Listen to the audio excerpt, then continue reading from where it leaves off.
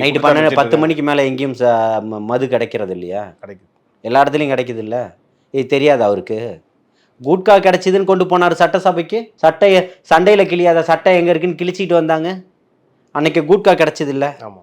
இன்னைக்கு கிடைக்கலையா? பல இடத்துல கிடைக்கிறதா மாணவர்களே நீங்கள் யூஸ் பண்ணிட்டு தான் இருக்காங்க எல்லாத்தையும். யாரு இப்போ நான் ஒரு போராட்டம் அறிவிச்சேன்னு வச்சுக்கோங்க, சமூக செயற்பாட்டாளர் கூட்டு இயக்கத்தினுடைய சார்பா, அல்லது இப்போ பொதுச் செயலாளர் அவர்களை தொடர்பு கொண்டு அண்ணன் இந்த மாதிரி தமிழக வெற்றி கழகத்தினுடைய சார்பாக நம்ம பண்ணணும்னா ஏற்கனவே இல்லைன்னு சொல்லிட்டு இவர்களுடைய நிலை என்ன?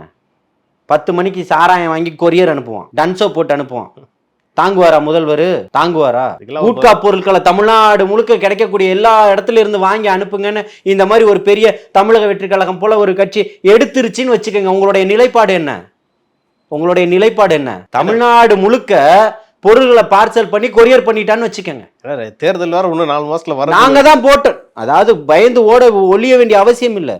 நான் தான் போட்டேன்னு சொல்லுவேன். விற்க போய் தானே வாங்கியிருக்கேன். நான் தயாரிச்சு அனுப்பியிருந்தா நான் குற்றவாளி. வித்ததை வாங்கி ஐயா நீங்க கிடைக்கலன்னு சொல்லிங்க, கிடைக்கிது நடவடிக்கை எடுங்கன்னு தான் நான் கம்ப்ளைண்ட் கொடுக்குறேன்.